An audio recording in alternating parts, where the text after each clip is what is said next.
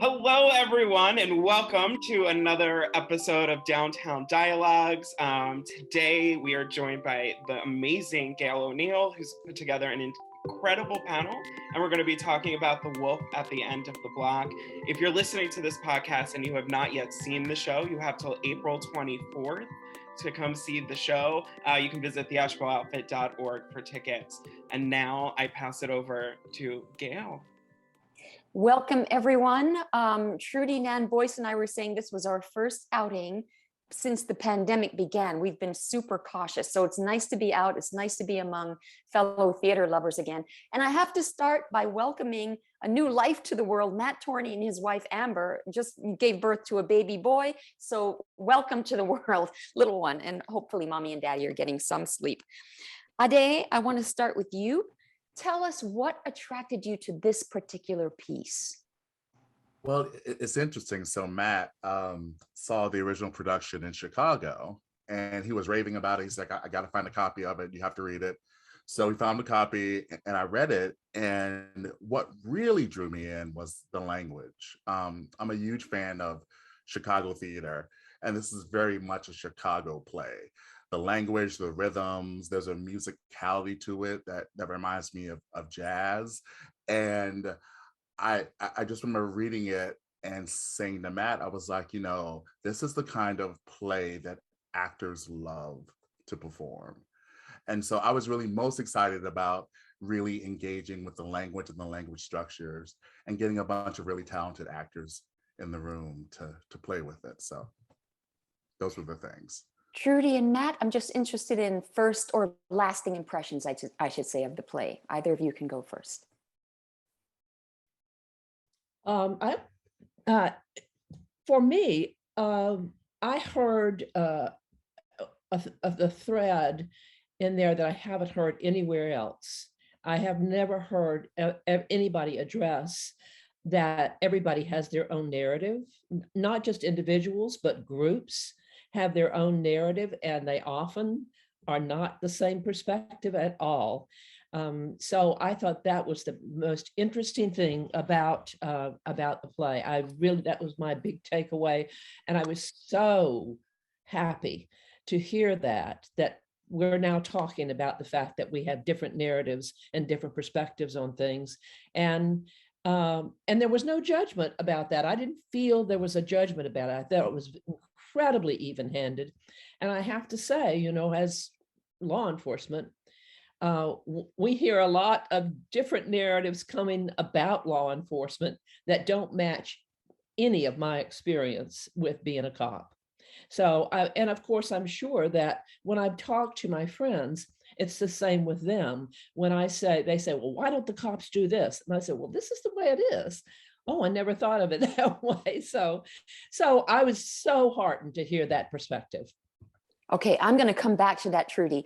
And Ryan, I'll come back to you. Addae, in the meantime, I see you nodding away as Trudy's talking about narrative. What's going through your mind as she was saying that? What is interesting is I prior to starting at TO, I spent a good decade writing about history. And one of the main elements of history is this idea of multiple perspectives. I think a lot of times we confuse facts with narrative, and narratives are always going to be totally impacted by the perspective of the person that's telling it.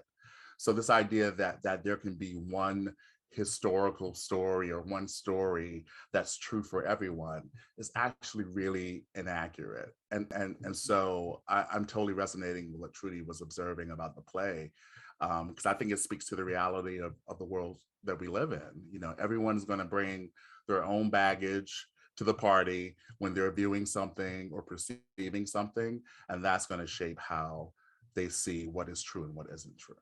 Absolutely. And we also have communal narratives too. We have, yeah, exactly. Right. Explore that a little more, Trudy, when you say communal narratives vis-a-vis this play. Well,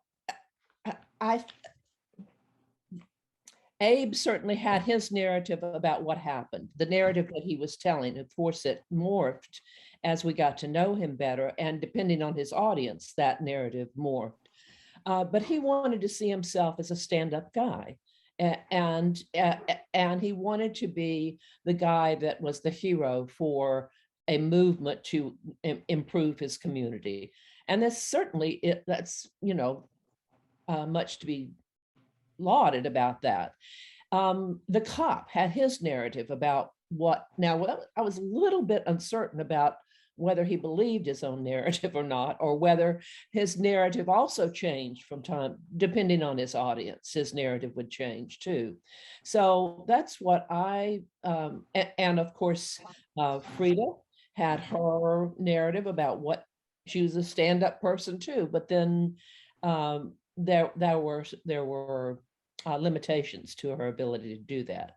And Miranda as well. Everybody had their own narrative. So as did Nunnally, of course, have his own narrative too about, and a lot of that is about who's the good guy in its circumstances. So.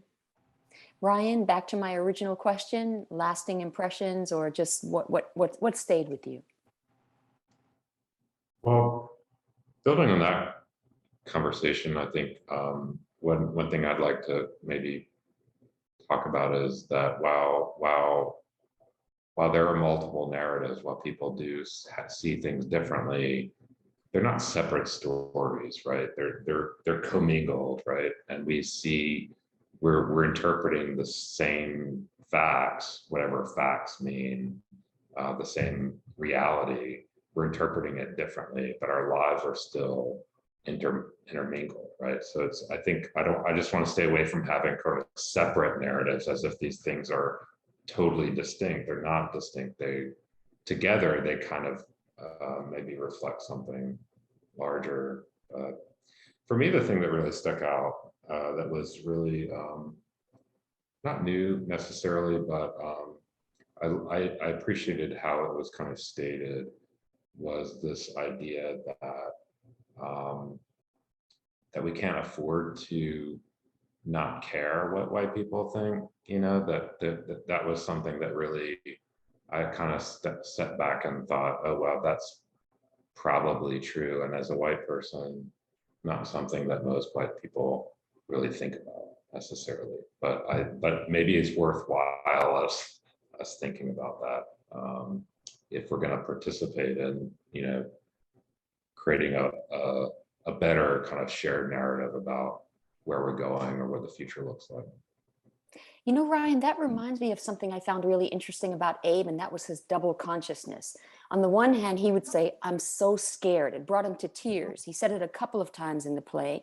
And by the same token, he was also aware of how he was regarded as a threat by other people. Because of the pronunciation of his name, he switches from Alejandro to Abe, because of the color of his skin, because of his lack of employment history, let's say, his class, so many things. So he was also basking in the sort of prominence, or the what do you call it, like the response to his story, right? Once he's in the news and all that, and he goes to the bar and he's like, oh, these guys are like buying me drinks and stuff, this is great. He's also basking in that, which is, it adds a layer of complexity to his character that is more real, right? That we're complicated people, like we're not these stereotypes. We don't fit neatly into these categories. And while there might be an overall kind of narrative about any individual kind of group, we as individuals, we undermine that, but with our own kind of complexity. That's what I mean by intermingle. Like, we're not at a high level, there might be these big narratives, but on an individual level, on a personal level, we're usually highly conflicted.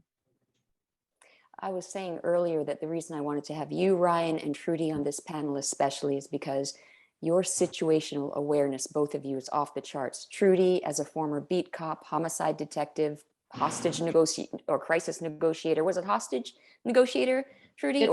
Either one's fine, but Yeah. but probably the more accurate is crisis negotiator. So. Okay. And then Ryan, as the person who literally brought all of these disparate elements of Atlanta together through the Beltline, and as somebody who travels the world and who walks through cities at all hours of night and day, which I don't think is that smart, but you know, No. you don't walk through the world dumb and come out alive. So you have to have your antenna up and understand where you are at all times. And so I'm wondering, when Abe talked about walking into a room and how he's always looking for the exit, and he said some people walk in the room and they say, oh, that's a nice lamp, that's a nice chair. That would be moi. I'm guessing that you two are more like Abe, just constantly scanning, your head's on a swivel, always aware. And I'm wondering, from your perspectives, how many people fall in Abe's category, just normal people going about their everyday lives, as opposed to the ones who are more oblivious? I have to say that is one thing that resonated, that stuck out for me, that line about when he walks into a room, he is checking out the exit. What is so striking to me about that is every cop I know does the exact same thing. so we're looking for our way out if an emergency comes. For me, though, it's not just that I'm looking for a way out. I'm also looking at the people, because I'm a people watching person by nature. That's one of the reasons why I was so attracted to law enforcement, that people are absolutely fascinating. And my favorite places are the DMV, City Court, and any transportation hub. You could write 1,000 novels just by sitting in the Atlanta airport or the DMV. Atlanta's DMV is great. City Court is great. So, but I'm also looking at, you can't help but notice who seems agitated. Yes. Who seems upset. And why is it? What are the circumstances? And my God, we really have to be paying attention to our environment these days, don't we? How terrifying is it that now it's just, you can't even turn on the news without some mass shooting happening somewhere.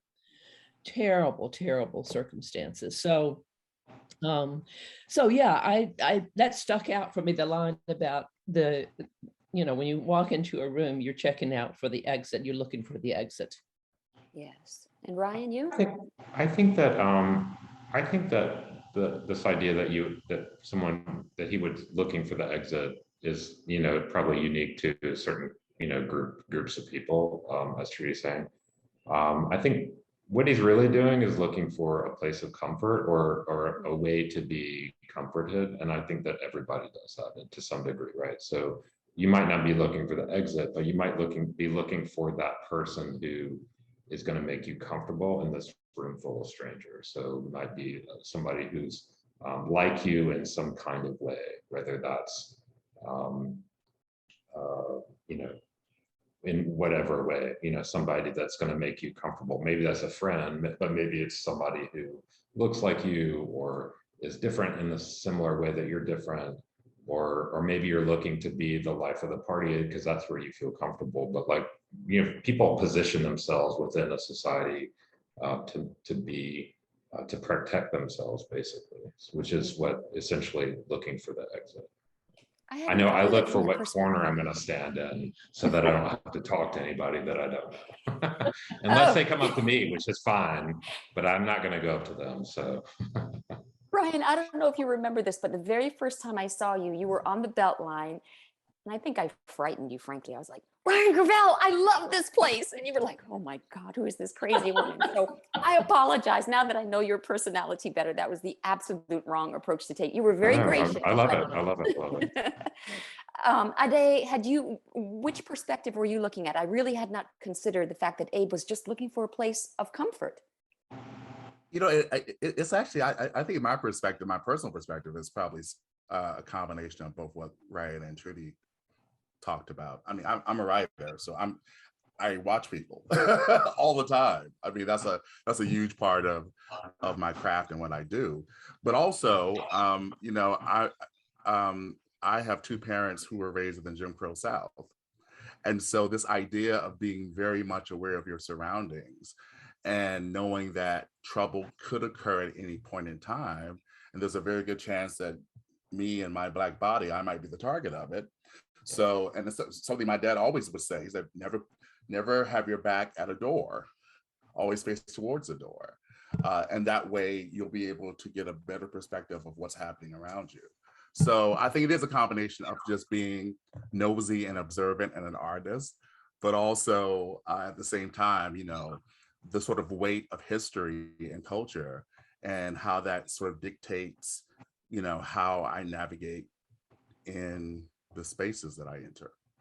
And then how do you negotiate that double consciousness, Addae?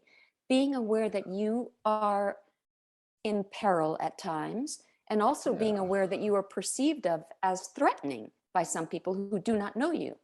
It's interesting because I think the older I get, the less I see it as a double consciousness. It's just the reality of my life. And I think that, I also know, being 51 years old now, it's like, this is just the reality of where I live.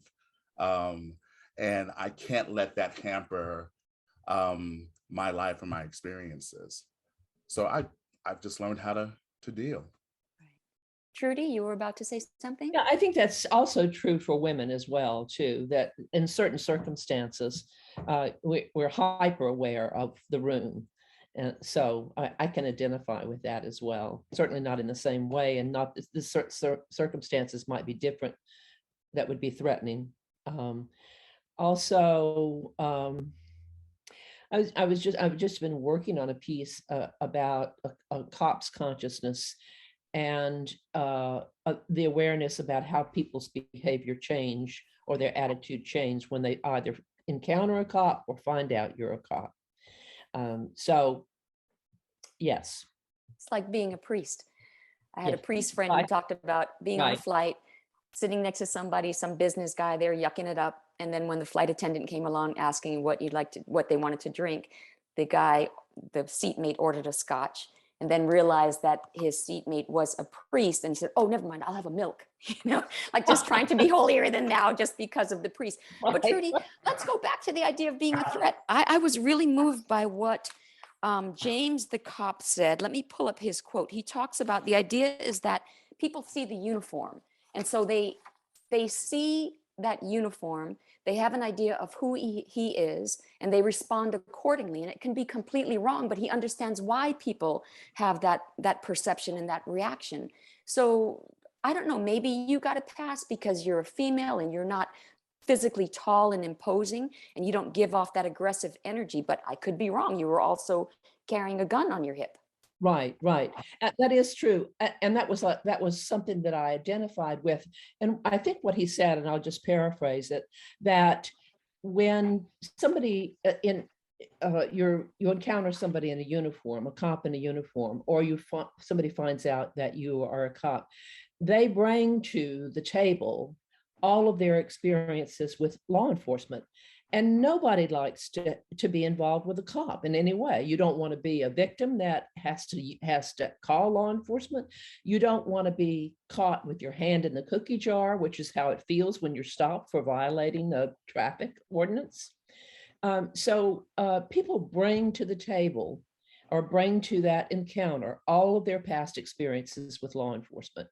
And oftentimes those have been negative experiences. So you can understand why they would be nervous or frightened or concerned. And let's face it, you don't know when you have been stopped at a traffic stop and the cop seems to you to be rude. You don't know what call they've just been on, why they were rude. I had an experience when I was negotiating a terrible crisis. All 14 lanes of the expressway were shut down with a guy with a gun to his head outside of his car. We had surrounded him. It was an absolute disaster tactically. And for an hour, I was the backup with my weapon trained on this guy while somebody else tried to talk him down. So for an hour, I had this man in my sights. Well, the supervisors weren't using their head. After it was resolved, He did fire, but he had fainted before he fired the gun. It was in the process. He fainted while he was firing the gun, so he didn't kill himself. But anyway, then I went right back to answering 911 calls. Mm. Now, I had tunnel vision. I was practically blind. So you never know when the cop that stops you or that you encounter what kind of experience they've just come from. It could be something even worse than that. Mm-hmm. People, when they do bring all their past experiences to the table when they encounter law enforcement. And that's true, I think, for a lot of different groups. People have these set ideas about groups of people, other human beings, or somebody that looks like this, and they react accordingly, which can oftentimes be inaccurate and be detrimental to good communication. Yes, yeah. Yeah, it doesn't go in every direction. I mean, that would also be true of the cops, approaching a person on the street. That person, they don't know what this person has just been through, what trauma they've experienced in their lives. And right. So, that seems to go, I mean, yes, cops, and we should humanize cops and make them understand, be empathetic, I guess, with what the things that they've been going through, but that is also true for everybody else that they also encounter in the world. Absolutely, absolutely. You're exactly right. I'm going to read what James said, Trudy, because I was really moved by these passages. I see hundreds of people go by a day, and that's only a fraction of the thousands that pass by. Only thing is, when I'm at work in my uniform, they can see me. I can't see them. It takes a certain kind of person to do that. And then he continues, you see, you and me, oh man, I have to tell you, Addae, reading this script, it was very David Mamet-esque. I was extremely no punctuation, and the words were just coming like a tsunami of words. All right, you see me and you see everybody who ever did you wrong all at the same time. Nobody gets it unless they have to get it. But it's tough thinking everybody wants to get you, because if you just see the good in everybody constantly like me, you mess up the one wrong time and you're dead. I really felt for him there. Now, Trudy, did you feel that James was being sincere when he said that? Of course, you can't know, but what was your feeling? I guess I can ask all of you that question. I did my dissertation on success and high risk police units using the MMPI. One of the What's the MMPI? The Minnesota Multiphasic Personality Inventory. Okay. It's the most commonly used evaluation tool for psychological uses. And one of the things that came out of that was that people who were successful in high risk police units like narcotics and SWAT, they score very high on hypervigilance. And that really makes perfectly good sense. Why you can be successful in keeping yourself safe and hopefully keeping citizens safe, or those that are the target of your investigation, keep those people safe as well, if you are hypervigilant. So I think that's true, that it's necessary to stay safe and to keep others safe if you are hypervigilant. And I think that's what he was saying. So that rang true to me. Mm-hmm. Addae, you want to weigh in on that? Oh, I mean, I think, just that the character, James, who was, I was grateful to have the wonderful Mark Kincaid portray that character in the show. And, James is a very, I feel this way about all the characters. They're all complicated and rich and multidimensional.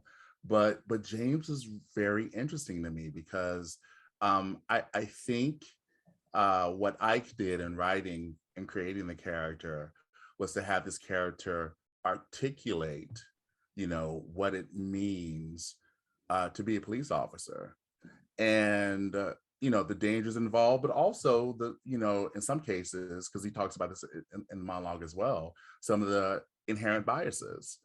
I think as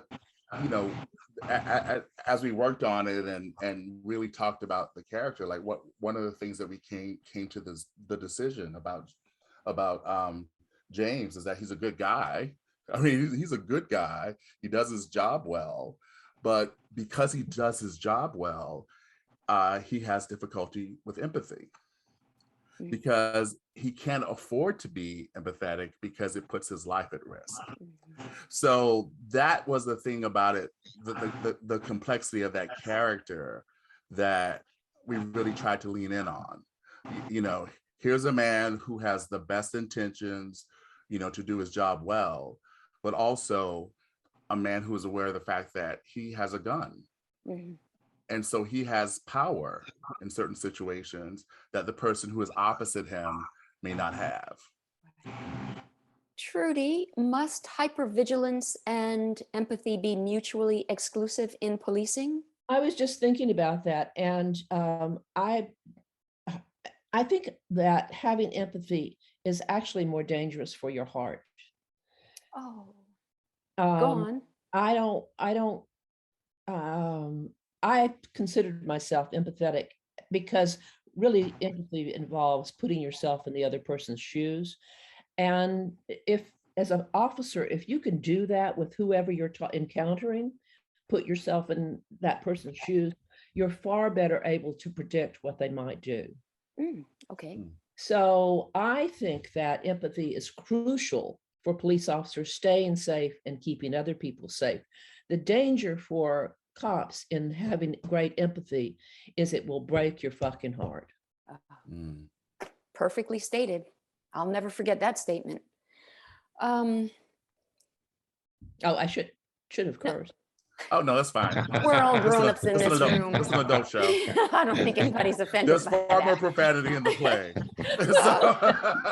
Addae, I want you to tell us a little bit about Ike Holter, the playwright, and where this play, Where the Wolf at the End of the Block, sits in his canon of work, what he's attempting to do or what he is doing. Yeah, so Ike Holter is a Chicago-based playwright, screenwriter, also television writer, and Wolf at the End of the Block is a part of a 7-play saga in which he explores this fictional 51st, neighborhood called Rightlynd in Chicago, and it's his way of really trying to look at the different challenges that occur in that particular city from multiple perspectives. And he does that through all the plays. He has a play that focuses on the school system. He has a play that focuses on vigilantism.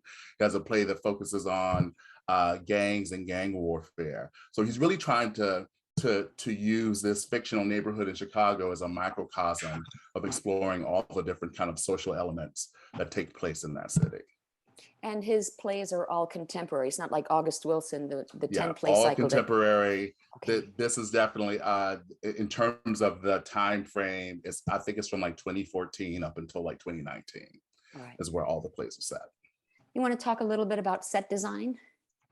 Yeah, so the wonderful Seamus Bourne, who it was great working with Seamus because one of the things that we wanted to do to honor Ike's vision is that, Ike sees his plays, but this play in particular, as a neo-noir.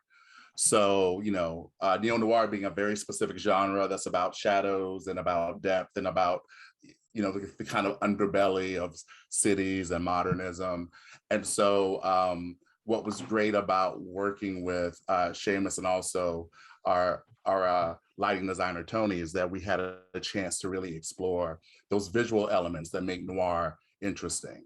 The shadows, the people's faces highlighted in a certain way, the grime and the grit of a city. So it was great to have a group of designers in the room who understood the genre, because, the other element of the play is that, it's a play about a bunch of really complex, messed up people who are so human. and our hero was, our hero was an anti-hero, so I think that plays a role too in the design, to understand that this is not going to be a nice little cookie cutter family drama.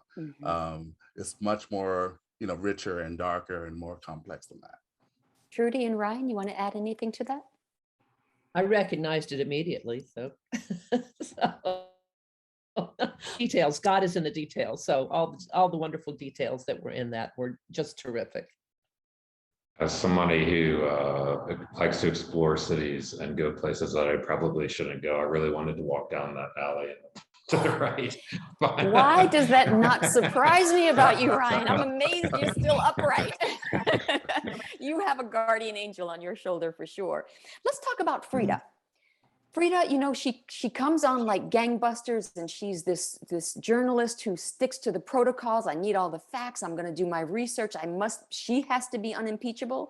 She says at one point, if my clarion call is proven to not be, I forget the word she uses, but if it's off in any way, I'm out the door and the mic is turned off right away. So what did you guys make of her shape-shifting at the very end? You know, one minute she's standing up for journalistic integrity, and the next minute she's like, I don't care about the truth. I just want to tell the bigger story. I was kind of shocked. I didn't Patty take that Siegel, as if a you want to weigh shapeshift. in on that. Okay, go ahead. Ryan, go ahead. I'm sorry. I didn't take that as a shapeshift. I don't think that was incongruous at all, at least in my observation of people who work in that kind of space. I mean, it's not a level playing field, right? And so if you're going to engage in it, you have to be in the messiness of it. There's no way to be unimpeachable is kind of an external kind of requirement. I mean, that's what you want to appear as an unimpeachable, because that's your legitimacy. But the reality of the day-to-day work, it's much messier than that. I don't know that it's possible to do that kind of work without the messiness of it. It's just, that's the nature of it. Addae, I see you nodding away. So tell me, when Frida starts off talking about her standards of excellence, does she mean that? Does she want to mean it? Does she change her mind? She means it, but I think she's also saying in that section how hard she has to work as a brown woman in order to just even, I mean, she can't afford to make a mistake. You know, she doesn't get multiple chances to get something right. And so I think when she talks about the fact that she has to be unimpeachable, she's meaning that she has to work twice as hard to get even a story, printed. So I think, she tells early on the story about this young woman named Madel Das, who was brutalized because I think the people who attacked her thought she was Arab. And the fact that, her mother saw her and couldn't recognize the body. And so this is for us, when we were talking about it and exploring it during the rehearsal process, this was something that Frida as a journalist couldn't do anything about. And so she has to walk around with this story that she couldn't tell. And so I think when it came to Abe, she was like, sure, it's not 100%, but this can give us a win to bring attention to what's been happening to people all the time, people who have been actual victims. So I think she, in a way, she's willing to sacrifice Abe to bring attention to this problem that happens all the time. That's the key. That's the key. And she, okay, you said something that just brought up an idea in my head, Addae. She talked to Abe about the risk that he was taking. All right, that's going to come back to me, but it just flew out of my head. I just didn't buy it. Is the uptake for me? She understood that she did not have a margin of error, that there would be no second chances for her. And it reminded me of what Nunley was saying about how Martin Luther King went looking for the perfect Rosa Parks before he finally found Rosa Parks. They found one woman, but she was a drunk. They found another woman, but she was an unwed mother. And so they had to find the perfect victim. And I think somebody like Frida understands, oh, this is what it was. Frida was very calculated because she said to Abe, by the time people figure out that this story is not kosher, they will have moved on. They're not going to care. They will have gotten the kernel that we want them to have. So to me, that was contradicting what Frida was saying. Was she an upright journalist or was she not? Did she understand the chessboard and I'm just going to play this game to win it? The difference with what Frida's doing and what Dr. King was doing in Rosa Parks was that we live in a different world now, and the media cycle and all that is totally different. And so I think, I mean, what she was saying was resonated as true for me. Like, you have a story, you make a big deal. That's the strategy for getting the attention. I mean, the whole idea with Rosa Parks was just to, you know, that's the person in that time that would get the most attention and make the story and believable and all that. But today, that cycle is much shorter, and so it didn't have to like survive that. It just had to get it out there. I think I thought she was being, I mean, I don't think there was anything duplicitous or anything about what she was doing. I mean, I think she just was savvy about the way that the world works more than anything. Mhm. Yeah, and I think to piggyback on what Ryan was saying too, you know, and she mentioned this with Miranda. I mean, she's trying to make news in the era of blogs and Twitter. Yeah, right. Yeah, you know, which is totally different than the 60s. Totally different 50s than and the 60s. Yeah. And 50s, when we all watched when people watched the same television and the same news channel. Very defined by a very white narrative, right? Yeah. Yeah. So you know, she's living in a different time period, and she's aware of that, and she knows that to get this story, to make this story have some impact, she has to do what she has to do. Mm-hmm. Okay. And Okay. Abe seems to know in a way that he is participating in that, and he's got his 15 minutes of fame, and he goes to the bar and gets people buying drinks or whatever, but he knows that's not lasting. It's not going to last. Yeah, and he ends one of the last thing he talks about is, again, that feeling of walking into a room and having to scan and having to find the getaway. I thought it was very interesting how Holter, because he's got to survive that 15 minutes of fame. Like that's his life, so he has to keep going. Everybody else is going to forget and keep going, but he's got to survive. Yeah. That cop's coming for him. Oh, now it's turning into a thriller. All right, let me look. I'm going to go to the chat room to see if we have any questions. Audience, please, I'm happy to entertain any questions you have. Oh, let's see. Tom says, I'm in a place with poor Wi-Fi connectivity, so I apologize for that. I do have a unique perspective on this particular issue, being from Chicago. Oh, welcome, Tom, where the play was set. Having marched with both the oppressed community and CPD, Trudy, is that Chicago Police Department? For equity following George Floyd's murder, and being the first generation American whose parents and grandparents were persecuted in Europe and subjected to torture and subjugation by people who saw them as inferior, not based on the color of their skin, but culture. So I can both relate and feel out of place at the same time. Very interesting, Tom. Addae, you're nodding again. I love how you're so participatory and you're nodding. Yeah. What are you thinking? No, I think Tom's perspective is fantastic because again, it's like I think when we look at these things, we look at them through our personal lenses and through what we've experienced. And you know, having immigrant parents who came from an oppressed situation in Europe, I mean, he's going to have a very specific lens on this, and I think that's wonderful and valid and important. I think one of the things that we don't do enough in this country is, you know, acknowledge the fact that, you know, everything that we see and view is totally impacted by our personal experiences, and so we may not have the same perspectives on things. And I think that's an important thing to not only acknowledge but to embrace. Absolutely. All right. Our time is up. Ryan told me we had until 7:45. And I know Patty has to get to her barbecue. Anybody want to say any last thoughts, anything that we didn't touch on that is sticking with you from this play, or that has cropped up just based on the conversation we're having now? Well, I'm very grateful for somebody finally coming out and saying about the different narratives, and that's a really important message to hear. It's very welcome from my perspective. So I was grateful for the experience. Nice meeting everybody too. So. Thank you for coming, Trudy. Ryan, any parting thoughts?